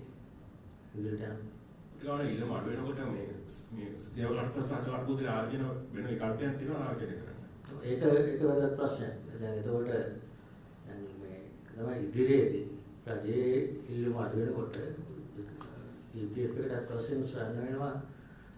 රජය තවදුරටත් ඒ මට්ටම ණය ගන්න නැත්නම් රජය මෙතකල් ණය ගත නිසා තමයි EPF එකට පුළුවන් වුණේ ওই මට්ටමට ආයෝජනය කරලා 96ම ගණනාකර පිළිපස්ස බඳුන් කරලා ආයෝජනය කරලා එන්ක්ෂ ආකාරයකට ඔය ප්‍රතිලාභය ලබා දෙන්න. එතකොට ඉදිරියට යනකොට ඒ EPF එකේ සහ සියලුම ආයෝජන ඒ වගේ ඒවායි මධ්‍ය දික්කාලීන ආයෝජන වලදී එන්ක්ෂ ආකාරයක ඉන්වෙස්ට්මන්ට් ස්ට්‍රැටජිස් එකේ ඒගොල්ලෝ වෙනවා ස්ට්‍රැටජිකල් බල කරන ඕන දෙයක් ඒක ඒ විදිහට කරන්න වෙන්නේ. අදගත්තුමා මේ දවස්වල මාධ්‍ය වලින් ප්‍රචාරය වෙනවා EPF ශේෂය සම්බන්ධයෙන් විවිධ අදහස් ප්‍රකාශ වෙනවා. ඒ කියන්නේ මේ ශේෂයේ කප්පාදුවක් වෙනවා වර්ෂ 2038 වෙනකොට ට්‍රිලියන 12ක් විතර කප්පාදුවක් වෙනවා කියලා මේ නිශාන්ත මෙල් නැනත් ප්‍රකාශ කළා තිබ්බා. ඒ ප්‍රකාශය පදනම් කරලා විපක්ෂ නායකතුමා පාර්ලිමේන්තුවේ ප්‍රකාශ කළා. අද මම හිතන්නේ සියලුම මාධ්‍යවල වගේ පළ වෙලා තිබුණා. ඉතින් මහ බැංකුව තමයි අර්ථසාධකරණ දෙලේ බාරකරුවා. ඒ නිසා මම හිතන්නේ සම්පූර්ණ මේ සංඛ්‍යා ලේඛන නිවැරදිව තියෙන මහ බැංකුව සතුව මහ බැංකුව මොකද්ද ඒ සම්බන්ධයෙන් දරන ස්ථානය? මම අතවශ්‍ය මේ එක පුද්ගල සායතන සම්බන්ධ කරලා පිළිතුරෙන්න මම කැමති නෑ. නමුත් මම ඒ තියෙන මතයක් අපි දැකලා තියෙනවා. ඉතින් පළවෙනි කාරණේ තමයි කියන්නේ ඒ කරපු ඇසස්මන්ට් එක ඊටාම වැරදි සහ වැරදි representing not the reality. සම්පූර්ණයෙන්ම inaccurate misrepresents the facts and figures and reality. That's the first thing. ඒ මම කියන්නේ කියන එක ඔය තියෙන තාර්කික තිබුණේ මේ අපේ EPF එකේ රෙසිඩුවල් පොලිසි එකේ දැනට මොකද්ද කියන්නේ yield එක කියන එක 10.5ක් රුද. ඒ පදනම මත කොහෙන්ද මම දන්නේ ඒක මොකක් කර පොරොපණයක් මත කරපු දෙයක්. නමුත් අපි දන්නේ හැටියට EPF එක දිහා බලනකොට ඒගොල්ලෝ medium to long term fund එකක් ඒගොල්ලෝ දැනට තියෙන average yield එක 11.5%. ඒ නිසා තමයි අර පහුගිය අවුරුද්දවල 9ක් දීලා තියෙන්නේ. ඒ වගේ yield එකක් තමයි EPF එකේ පොර්ට්ෆෝලියෝ එකේ තියෙන්නේ. පළවෙනි එක මේ 10.5 කියන එකම EPF එකකට තාපික වැරදි. ඒක ඊළඟ කල්පනා තමයි මේ yield එක 10.5 ඒ ටැක්ස් මුකුත් නැතුව ඉඳන් නැතුවනේ. එතකොට අපි කියන්නේ 11.5 තමයි දෙකක් කෙලිම වැරදි නෝමරයක්. ඉතින් පස්සේ 11.5 කියලා කියන්නේ 9 කියන්නේ දීප ප්‍රතිලාභය 11.5 කියන්නේ මේක yield එක මුල් ෆන්ඩ් එක. එතකොට ඒකේ ටැක්ස් ගෙවලා අනිත් ඒවා ගිහම ඒක ගන්න තමයි ප්‍රතිලාභ විසඳ දෙන්නේ. ඒතර මේගොල්ලෝ සංසන්දනය කරලා තියෙන 10.5 9ක්. සංසන්දනයේ වැරදි සංසන්දනයක් විතර මුලින්ම පර්සන් ඔරිජිනල් සංසන්දනය කරා. දෙවෙනි කාරණේ අර කියන 2038 වෙනකොට ට්‍රිලියන 12ද මේ තියෙන 3.4 ට්‍රිලියන කියන එක දුන්න තුනක් ඊට පස්සේ ට්‍රිලියන 12 නැතිනම් කියලා කියන එක අවුරුදු 2038 වෙනකොට ඒක බලපා ඒක හදලා තියෙන්නේ 2038 වෙනකම්ම 13.5ක අර පළදාවක් මේ ඒ ෆොටෝ වලින් ගන්න පුළුවන් කියන උපකාරවත් මේ තියෙන එකට අමතරව අලුතෙන් ඉන්වෙස්ට් කරන 10.5. එතකොට දැන් හිතන්නකෝ දැන් මේ 10.5 තිබුණා කියලා. දැන් මේ 11.5 තිබුණා නම් 10.5 ඊළඟ අවුරුදු 2038 කියන්නේ කොතර කාලද අවුරුදු 15ක් නේ. අවුරුදු 15ක් 10.5ක පළදාවක් ලබා දෙන්න නම් උද්දමනේ කොහෙද තියෙන කියලා හිතලා බලන්න. උද්දමනේ 15ක් 18ක් විතර තියෙනවා 2038ට. ඒ උපකල්පනය කරලා ඩිස්කවුන්ට් කරාම මේක ඉන්ෆ්ලේට් කරන්න පුළුවන් ඕනම ගානකට. ට්‍රිලියන් තව 100ක් ගන්න පුළුවන්. ඔක 10.5 15 කරා නම් ඔක එයි තව ට්‍රිලියන් තව ගන්න. නමුත් ඒකේ ප්‍රශ්නේ තියෙන්නේ කවුරු බලාපොරොත්තු වෙනා මේ 1905 ඉලියක් අවුරුදු 2008 ගන්න දෙනවා කියලා කියන්නේ. ඒ කියන්නේ මේක ණය මේ තිරසාර වෙන්නේ නැහැ කොහොමද? තව අවුරුදු කීපකින් ආසියාව විශ්වාස කරන්නේ මම ඒ කල්පනාවටද. උද්‍යමයක් තියෙනවා 115 විතර ආණ්ඩුව ණය ගන්නත් උන මේ අවුරුද්දේ එකසරට වැඩි වෙච්ච මේ අවුරුද්දක් ඇතුළත වැඩි වෙච්ච ප්‍රමාණය ඒ වෙච්ච දෙකම වැඩිලා තියෙනවා ඉදිරියට යන ඔය තියෙන ගන්න මෑත් කරනවා. ඒක නැගින මේක හරිම unrealistic and misrepresent. කියන්නේ එක්කෝ මේ ගැන අවබෝධයක් නැතුව කරපු පුරකථනයක්. එහෙම නැත්නම් ඒවල අවබෝධය ඇතුව ජනතාව මුලා කිරීමකට කරපු පුරකථනයක්. දෙකෙන් එකක් දෙක උතුමාලා තීරණය කරන්න ඒකින උපකල්පන නිවැරදි කියලා කල්පනා කරනවා නම් ඒ උපකල්පන මත යන්නම ප්‍රකාශ කරනවා නම් ප්‍රකාශ කරන කෙනා ප්‍රකාශ කරන්න පුළුවන් මොකද ඒ සම්පූර්ණ තාක්ෂණික නොදුව නැති නිසා යම්කිසි ආයතනයක් කරපු එක එහෙම පිළිඅරගෙන ප්‍රකාශ කරන්න පුළුවන් මොන කෙනෙක්. ඒක තමයි ඇහෙන දෙයක් කියන්නේ. කියන්නේ හදාන්න කියන්න පුළුවන්. නමුත් යම්කිසි ක්‍රෙඩිබිලිටි එකක් තියෙනවා. ආයතනකින් කරනකොට මේ ප්‍රෝකතනය කරනවා නම් කිසිම ආයතනයක් නම් ගස්සන කරන අවශ්‍ය නැහැ. ඒකට පැහැදිලිව කියන්න ඕන මොකද්ද ඒ බලාපොරොත්තු වෙනකොට උද්දමනේ මොන මට්ටමේද මේ අවුරුදු 2008 තියෙනවා. රජයේ මොන පොලියන් පාතේද 2008ට ණය ගන්න ඕන. අපි දැක්ක මේ DTO එක අනවුන්ස් කරා විතරයි අර 100ට 20 ගාන්ති පිට් එක 13 ලක්ෂයට මඩු වුණා. ඒතර මේක ආශ්‍රයයට අතින්ටම අර ගෞරවිත මට්ටමට වැඩි වෙලා යනවා කියන මාර්ගේ යන්න. ඉතින් ඒක මොනතරම් දුරට රියලිස්ටික්ද නැද්ද කියන එක හරිම අවනිශ්චිත දෙයක්. ඒක නිසා මම හිතන්නේ ඒක අර හැමෝටම මේක තාක්ෂණික දේවල් තේරුම් ගන්න නැතුණාම ඕන කෙනෙක්ට මේක වැරදි සංසන්දනාත්මක වැරදි කරලා වැරදි කල්පනා කරලා ජනතාව නොගැමෙන්න පහසුයි. ඒ නිසා තමයි අපි අර පැහැදිලිව කිව්වේ මේක අනිවාර්යයෙන්ම මේකට ඉපිට ජාන්ස් බලනවා තියෙන ඔපින් කොස්ට් තියෙනවා. අපි ගණන් හදි මේ හැටියට මේක නොකරා නම් on average 4ක වගේ දීර්ඝකාලීන පිළිවෙලක්. ඒක නම් ඉස්සෙල්ලා වෙනවා. ඒ වෙන නිසා යම් කිසි ආකාරයක ඒකේ නමුත් ඒක අනිත් පැත්ත තමයි මේක නොකරා නම් අර කලින් හම් ප්‍රශ්නේ කිසිම දෙයක් කරේ නැත්නම් අපි දේශීය වශයෙන් නොකර. එතකොට මොකක්ද මේක තියෙන විසඳුම? දිගටම රජයට පුළුවන් ද ඒ කාර්යය නාගයවගෙන යන්න. ඒක උපකාර කරනවා මුකුත් කරන්නේ නැතුව මේ නාගයවගෙන යන්න පුළුවන් කියන උපකල්පයට එනවා.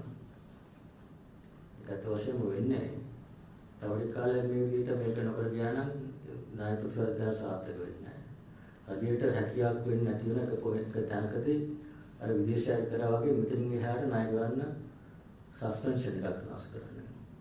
එතකොට හැමෝටම බැංකු සහ බැංකු පද්ධතිය තැන්පත් කරවන්නට සහ ඒක ඇතුලේ ඉන්න කණ්ඩායමකට රිපීට් කර සමාජිකයන් හැමෝටම බරපතල හානියක් වෙන්නේ. ඒකෙන්දී මේක සලකා බලන්න තියෙන අර සිනාරියෝ එක ඉන්ෆ්ලේෂන් එක 15 තිබුණොත් 10% භාග වෙන එක නෙවෙයි. මේක කරොත් මොකද්ද මොකද්ද රිපීට් එක සමාජිකයන් දායකත්වය කරේ නැත්නම් මොකද ඒගොල්ලන්ට වෙන හානිය කියන්නේ. මේ දෙක තමයි සංස්කෘතිය කරන්නේ. ඉතින් ඒක තමයි ඥානශාකාරී තර්කානුකූලව නිවැරදි සංසන්දනය. දැන් අපි ඥානශාකාරයක දැන් මේක ඉක්ුත් කරාට පස්සේ අර්ථාධිකාර මුදල් මගින් පැහැදිලිව ඒගොල්ලෝ තියෙන පොලිසිස් බලලා ඒ ඇනලිසිස් කරගෙන යනවා.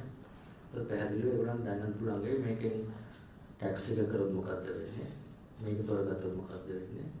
දෙකෙන් එකක් නේ තොරගන්න කරන්නේ නැහැ කියලා තෝරන්නේ නැහැ. අපේ සාමාන්‍ය දල කැල්කියුලේෂන් දැනට කරලා තියෙන පෝර්ට්ෆෝලියෝ එක බලලා තියෙන්නේ මේක තියෙන කරන්ට් පොසිෂන් එක ඔපචුනිටි ලොස් නැති කරොත් කරේ නැත්නම් මොකද ඔපචුනිටි ලොස් කියන එක 104.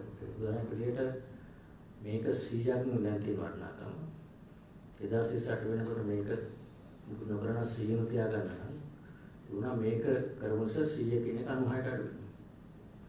ටැක්ස් එකට ගියොත් එස්ටිමේට් එක විදිහට ඒක ලොස් එක 121ක් වෙනවා. 100 තියෙන එක 79 වෙනවා. එතකොට මේ 100 96ට අඩු වෙනවද 179ට අඩු වෙනවද කියන එක තමයි ප්‍රොසෙස් එක. අර ඒගොල්ලෝ කියන විදිහට මේක කරේ නැත්නම් 100 කියන එක 200කට වැඩි වෙනවා කියලා කියනවා. අන්න කොහොමද වැඩි කියලා ඉතින් යන හරිම මේ තර්කයක් නැති පදනමක් නැති ජනතාව මුලා කරන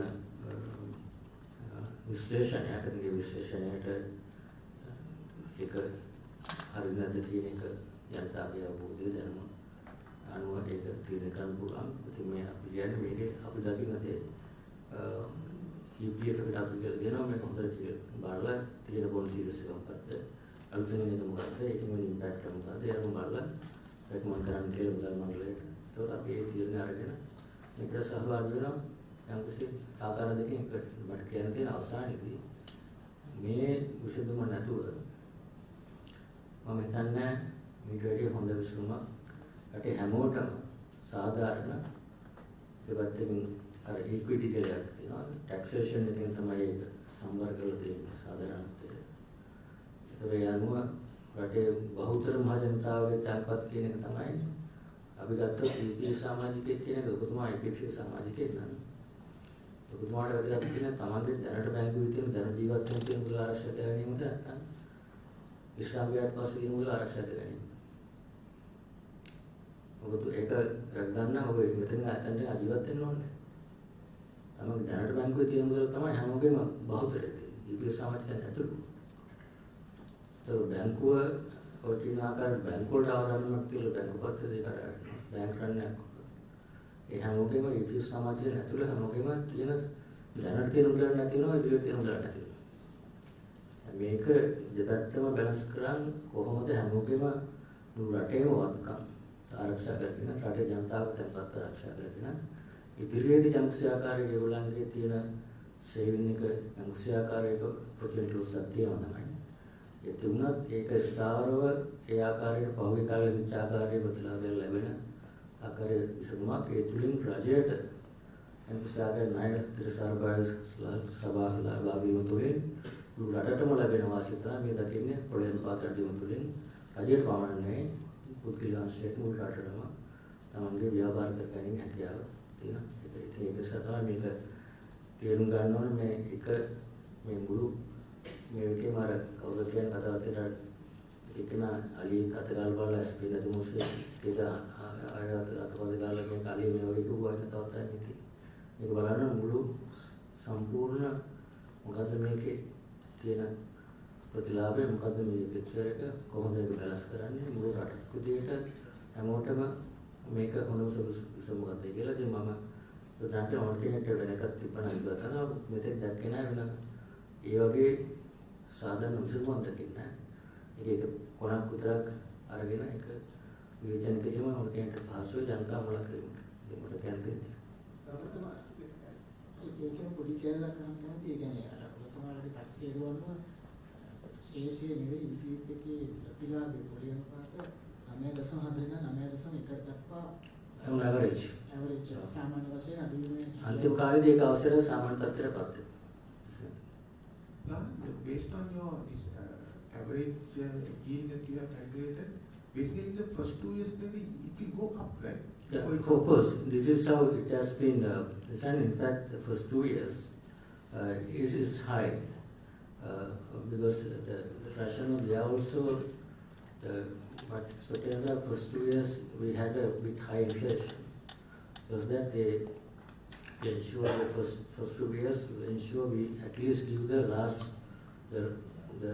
this thing given in the last several years. Just to ensure that in fact first 2 years there could be a benefit to the fund and that could be gradually smoothened over the next several years. That's how it has been designed. Step down coupon means first 2 years at 12% is much higher than the average yield of the portfolio. Little higher than. So that give us a boost for first 2 years and then that's why opportunity was coming late, I guess. So that will go to the capital in the future, right? Whatever you Yeah. need to do. And that has compounded. Yeah, exactly. Also, government, now by avoiding this broader like a restructure and the increased confidence that people have in government securities, is when you looked at the original DSA interest rate, are the interest rates falling faster than you would have expected because of avoiding domestic DTA largely? I think it's mostly the once markets see the I think more favorable outcome than expected, because there are sort of fear and concerns on the DDO.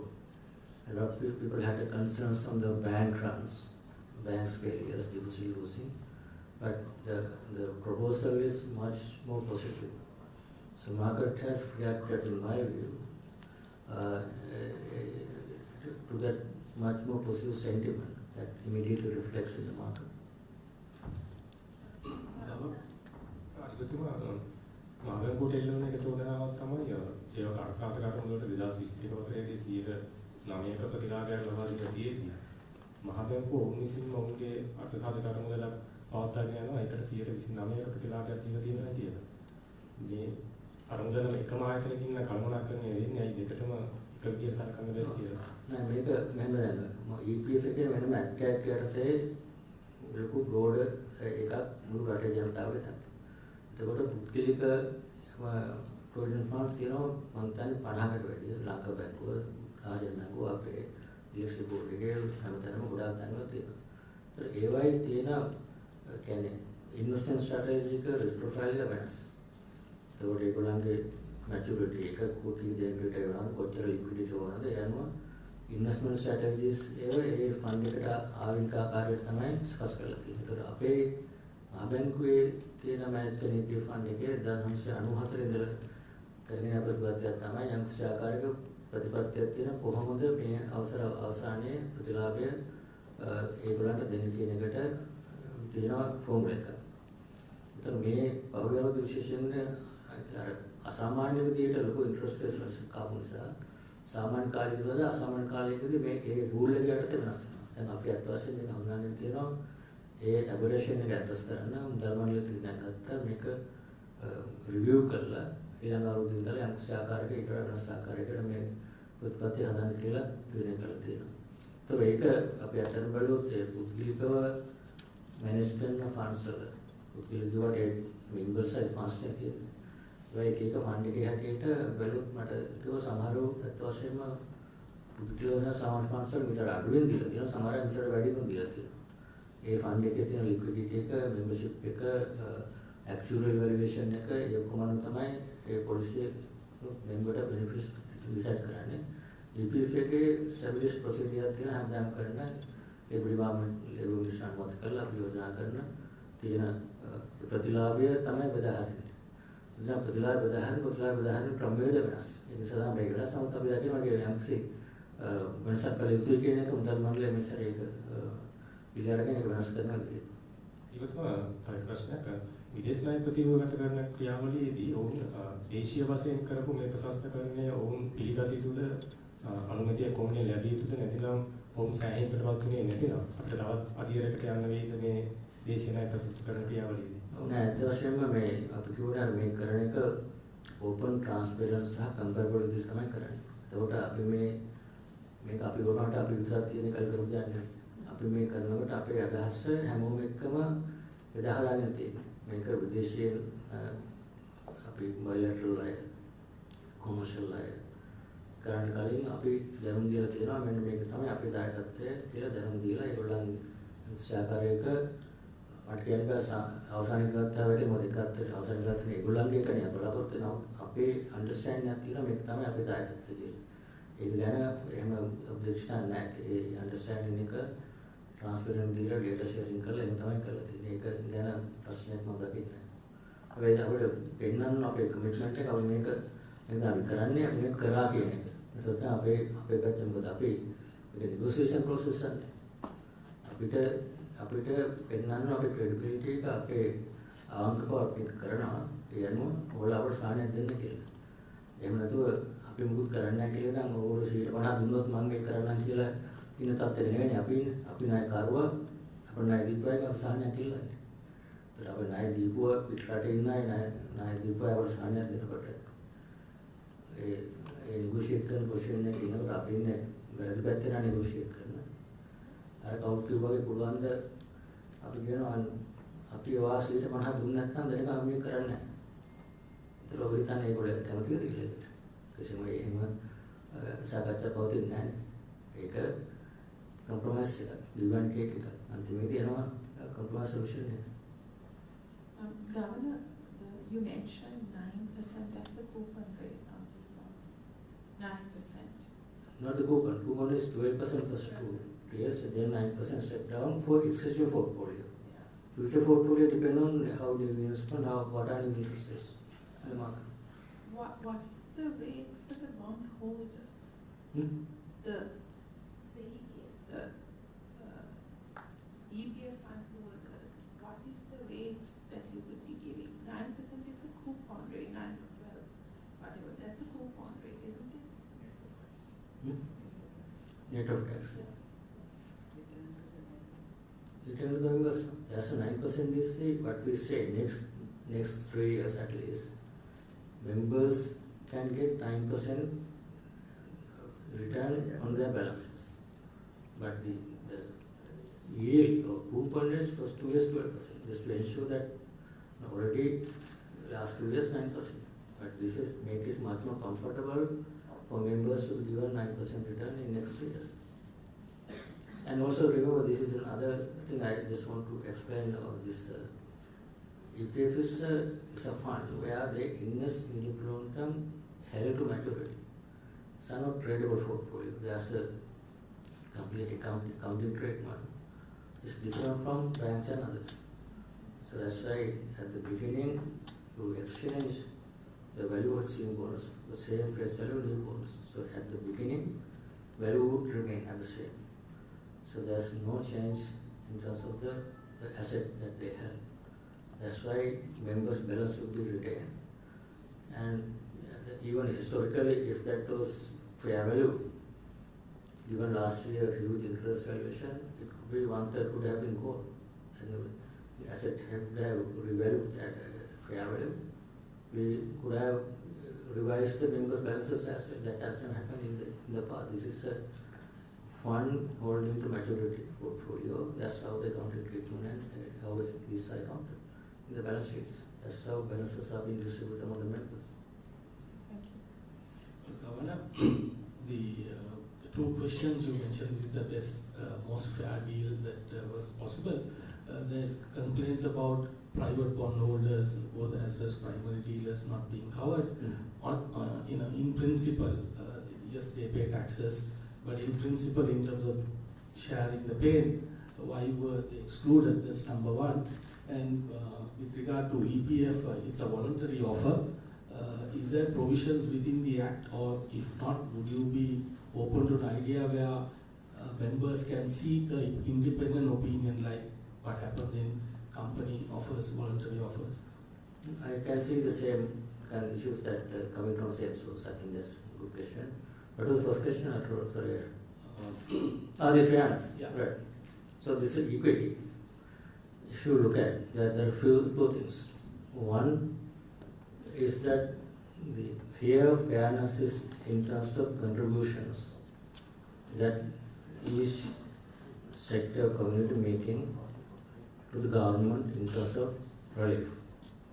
The contribution can be made through taxes, through restructuring their portfolio. So if you take the EPO, obviously we know government has given a concession rate, and that's why they think there is equity that for them to at this point kind of make a contribution compared to others. As I said already even earlier, bank is set for 50% contribution. Individual holders, if you say they are rich people, whatever the income, they give back 36%. Every rupee they earn extra, they have to give back 36 cents to the government in terms of taxes. That has 14%, 14 cents by the increase. And primary dealers also 30% corporate tax. Everyone else 30 cents to $1, 1 rupee compared to that is the equity in principle. Secondly, even if you think that we should tax them or increase or make a contribution, and look at the contribution that they can make. All individual holders is only 1% of the treasury bond portfolio. Out of 9 trillion is 1% is individual holders. It's about 90 billion. And the primary dealers is 0.9%, even lower. So if you cut 100% of those two, still that would not make any significant contribution to what is required. And also equity, fact that if we are going to tax them, make them contribute. And question why not other sources, why not the banks? Well, that's the same thing. I mean, this is where one is the contribution they can make is not very significant. That will complicate the whole process. Instead of this newer number of debt exchange, you have to call everyone and ignore you people have to submit all this and get the bond even small value. Exchange would make it much more complicated. It's not worth that effort given the complications. And also it's an insignificant contribution, and also equity in terms of their contribution to the government debt service relief in terms of either taxation or the subsidy. Did I answer the question or is something else? And Governor, just to clarify that, private holders have less than 1%. Yeah. And then the primary dealers have? 0.9%. And also the fact that, you see, what's the standalone, I say standalone private holders, all other banks are part of the banks. So standalone private dealers only 0.9%. And also what's the role of the private dealers? Private dealers' role is to perform the intermediary function. They are the ones who brings in all the investors and make them invest and distribute this thing among the investors. For this system to run, for government to be able to roll over or raise funds from private dealers is a necessary agents in this business. You have a private dealer business, sustain, continue. And obviously they are not holding how much, it's also their intermediate funds, like a bank, you collect deposits and invest somewhere. They collect from the investors, invest in the private option and then distribute. They are, I think I'm sure by regulation they can't build their position in their books. They can't do. That's not their role. It's not primary dealers are the investors. It's the insurance companies, banks, everyone else. Only the non-private dealer market participant is the EPF, because given the size, we are given them access, direct access, without a primary dealer. Everyone else, even ETF, post-managed funds, everyone should come through a primary dealer to make the investment. So we need essential primary dealer operations to have this operation smoothly. They are the intermediate function. And this argument that the government can extract much more and make a significant contribution is again an unrealistic, false assumption. That's another false information that has been distributed on. And thank you for asking that question. Second one about whether ETF can go for independent opinion. Yeah, that's the other thing. The question is that in the EPF law, all the members, it is mandatory for the employees and employees to make the contribution. There's no choice. Even the investments, Central Bank, EPF, board is a custodian.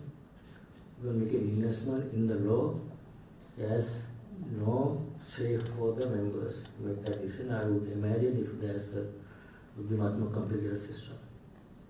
Even the distribution, the returns also is out of the income. So if I am to ask the board to ask a choice, I think I would like to ask a choice. If there's at least say morally or kind of in principle, members' choice, members' consent.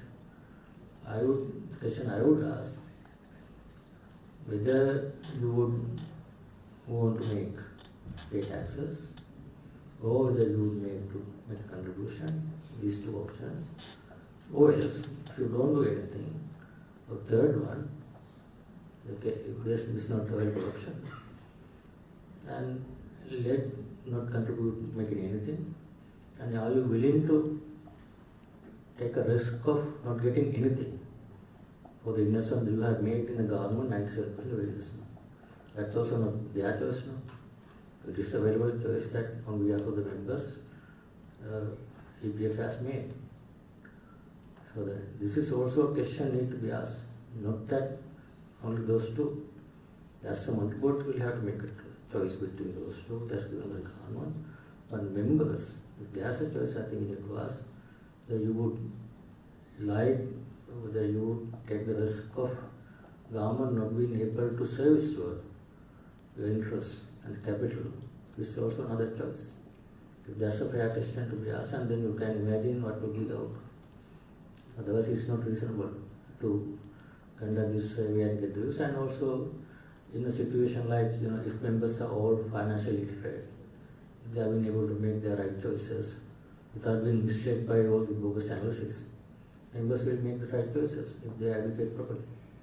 No, my question was whether the monetary board can hire an independent third-party agency to do a valuation on the offer and advise the monetary board, not the members, but advise custodian is. Of course, we have experts. We have experts. But I'm looking at an outside. It's like companies,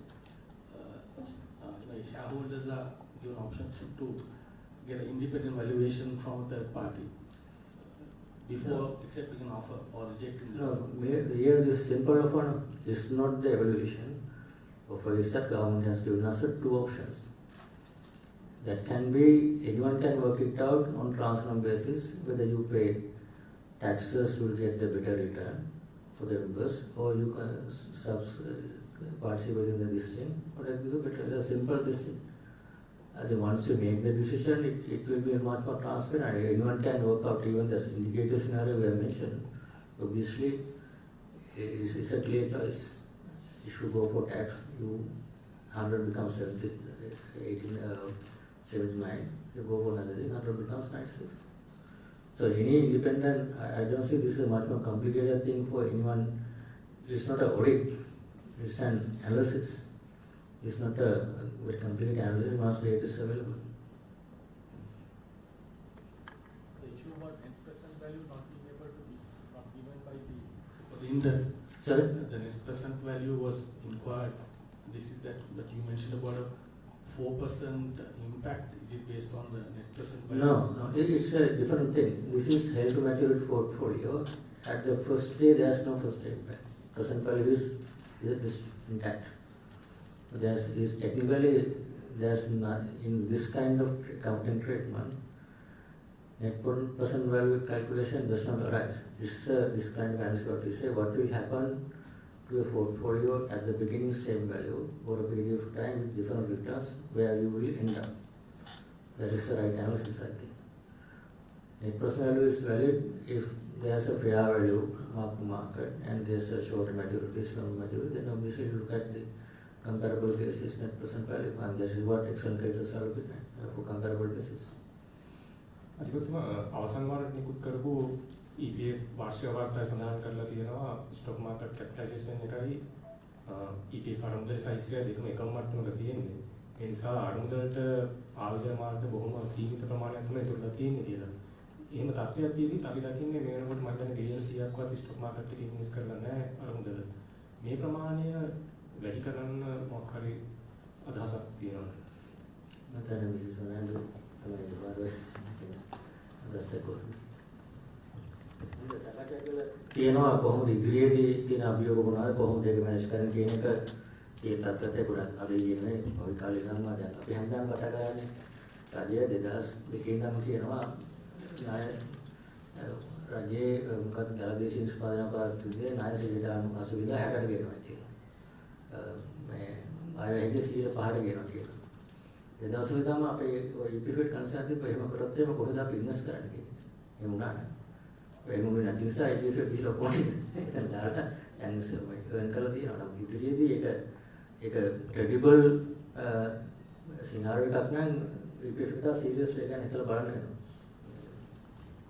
ඔව් මම දැන් අධිපතිතුමා කිව්වා වගේ පහුගිය කාලයක බලලත් තියෙනවා. මම හිතන්නේ දැන් අවුරුද්දකට වගේ ඉස්සෙල්ලා යම් කොටස් වල ඉන්වෙස්ට් කිරීමක් කරා. ඒ අධ්‍යයනය දිගටම පවත්වාගෙන යනවා. සුදුසු වෙලාවල් බලලා අවශ්‍ය අනුමැතියන් අරගෙන මුදල් මණ්ඩලයෙන් ඒ සම්බන්ධයෙන් ගයිඩ්ලයින්ස් දීලා තියෙනවා. ඒ අනුව කටයුතු කරනවා. අනිවාර්යයෙන්ම මොනවද තියෙන අවස්ථාවන් කියන එක මේ ආයෝජන අවස්ථාවන් කියන එක ඒ ඉන්න කාර්ය මණ්ඩලයේ ටෙක්නිකල් ස්ටාෆ් එක දිගටම බලන දෙයක් තමයි. දැන් තියෙන 105කටත් වගේ 3යි වගේ දානක් තියෙනවා. 2.0 දානක්. වැඩි කරන්න අදහසක් එහෙම නිශ්චිත වශයෙන් මේක රඳාපවතින ඇත්තටම මේ වගේ medium long term fund එකකදී බලන්න මොකද risk එක කියලා. කියන්නේ risk return factor එක balance කරන්න ඕනේ. සමාජිකයන් වෙනුවෙන්. ඒකට තියෙන stock market එකේ obviously we all know කියන්නේ risk factor එක වැඩි, volatility එක වැඩි. ඒක හැමතිස්සෙම mark to market වෙනස reflect වෙනවා තමගේ portfolio එකේ. එතකොට ඒක හැමතිස්සෙම members එක balance එක reflect. එතකොට අපි කොහොම 104 150 තිබුණා හිතා ගන්නවා. සම්පූර්ණ 150 තිබුණා මේ stock market එකේ 150 වෙච්ච පණ. මේ පෞද්ගලික කාලේ stock market එකේ values කොට බලලා හැටියට ශ්‍රී balance එක ඇත්තටම පිටරට තියෙන සමහර වෙලා තියෙනවා. balance එක අඩු වෙනවා. return එක අඩු වෙනවා. ඒ portfolio වෙනස් කරන ආකාරයට එහෙම risk එකක් ගන්න තරම් අපේ විශේෂයෙන් members සූදානම්ද ඒ වගේ risk එකක් ගන්න පුළුවන් risk mitigate කරන්න තියෙන instruments තියෙනවද අපේ රටේ කොහොමද මේක diversify කිරීම තමයි risk එක mitigate කරන්න පුළුවන්. ඉතින් ඒවා තමයි මම හිතන්නේ study කරලා බලන්න ඕන දේවල් දේවල් ඉතින් දැනට අපේ රටේ තියෙන investment opportunities අනුව මෙතෙක් කල තිබ්බේ low risk instrument එක තමයි government security කියන එක මේ පෞද්ගලික කාල වෙනකම් එකනේ තිබ්බේ. ඒ නිසා තමයි අඩුම risk එක වැඩිම return එක සාධාරණ return එක ගන්න පුළුවන් ආකාරයට මේක invest කරලා තියෙන ඉදිරි අවස්ථාව නැත්නම් අනිවාර්යයෙන්ම අනිකුත් දේවල් ගැන සලකා බලන්න වෙනවා. කොහොමද ඒක කරන්නේ කොච්චර කරනවද කියන එක පුරෝගතන විතර නමවද market situation අනුව වෙනස් වෙනවා. බැංකු අංශභාර නියෝජිතතුමේ අහන්න කැමති දැන් අතරම් බඩු උගස් තියන අය කියනවා අර පොඩි වැඩි වුණාම පරණ අඩු පොඩියට තියපු අතරම් බඩු වලට පොඩි වැඩි කරා කියලා. ඊට පස්සේ දැන් පොඩි අඩු වෙගෙන යනකොට නැවත මේ අඩු කරන්නේ නැහැ කියලා ඊට සාපේක්ෂව. එතකොට මේ අතරම් උගස් පොඩි සම්බන්ධීරුත් අර කියන විදිහට නියාමන ක්‍රියාමාර්ග ගන්නවාද මොකද අඩු අර පොඩි මහ බැංකුවෙන් අඩු කළා මාකට් රේට්ස් අඩු වෙගෙන යනවා නම් අතරම් බඩු සම්බන්ධයෙන් එහෙම වෙන්නේ නැහැ කියලා බොහෝ අය කියනවා මම දන්නේ ඔබතුමාගේ ප්‍රතිචාරය කොහොමද? අතරම් බඩු කියලා කියන්නේ දැන් බැංකු වලින් දෙන උගස් ණය සම්බන්ධයෙන්ද කියන්නේ? ඔව්. ඔව් දැන් මම හිතන්නේ දැන් ගොඩක් දුරට ඔය උගස් ණය කියන එක අර gold loan කියන එකට දැන් කන්නට වෙලා තියෙන. ඒතකොට උගස් ණය කියලා අපි ඉස්සෙල්ලා කතා කරපු එක ගොඩක් අඩු වෙලා තියෙන බැංකුත් ෆිනෑන්ස් කම්පැනි. ඉතින් එතනදී ඒක සලකන්නේ වෙන ණයක් වගේම තමයි. වෙන ණයකදී පොලි අනුපාතයන් වෙනස් වෙන විදිහේම තත්ත්වයක් තමයි gold loan කියන එකට යනවා. උගස් ණය කියන එකේ නම් අවුරුද්දකට ඒගොල්ලන් ගානකට ඇග්‍රී වෙනවා. දැන් පහුගිය කාලේ අපි 110ට 10ට 12ට ඒ වගේ අනුපාතයන් වලට සීමා කරලා තිබුණා එක වෙලාවක. මොකද ඒකෙන් තමයි ගොඩක් අපේ සාමාන්‍ය ජනතාව ඒගොල්ලන්ගේ දිනදා අවශ්‍යතාවයන් වලට අවශ්‍ය මුදල් ලබා ගන්න හින්දා ඉතින් මේ වෙලාවෙත් අධිපතිතුමා වගේ ඒක තමයි කිව්වේ. ඉන්ට්‍රස්ට් රේට්ස් එක ප්‍රොඩක්ට් එක අනුව පල්ලෙහාට ආවේ නැත්නම් අදාළ විදියට ඒ ගන්න පියවරවලදී ඉතින් උගස් ණය කියන එකත් ඒකට ඇතුළත් වෙනවා.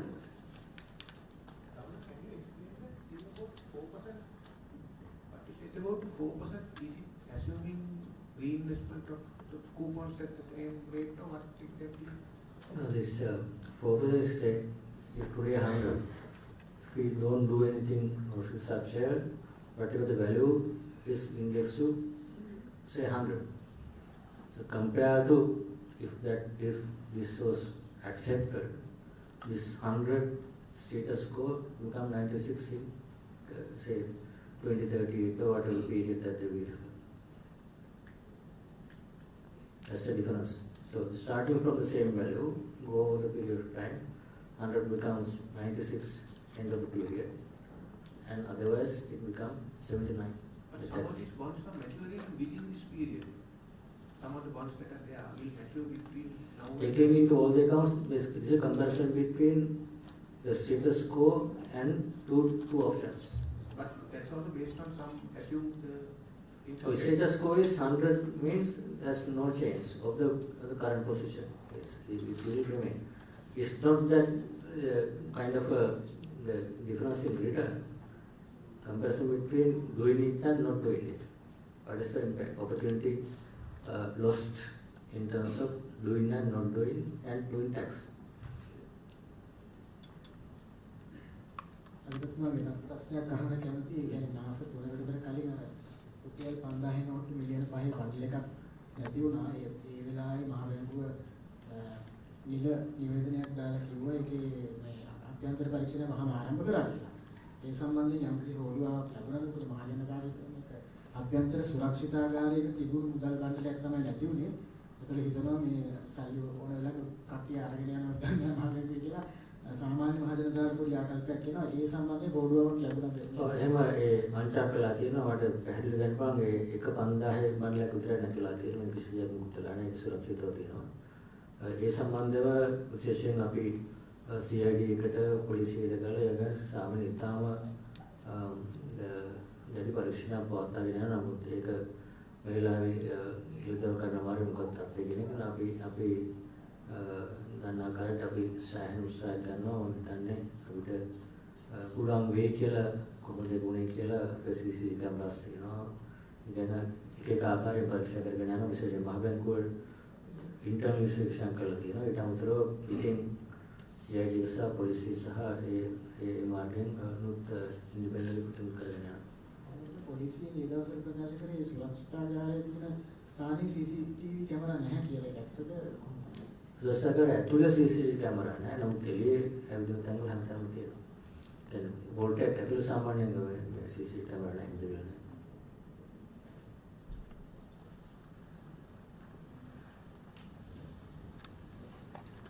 Derana, go sit.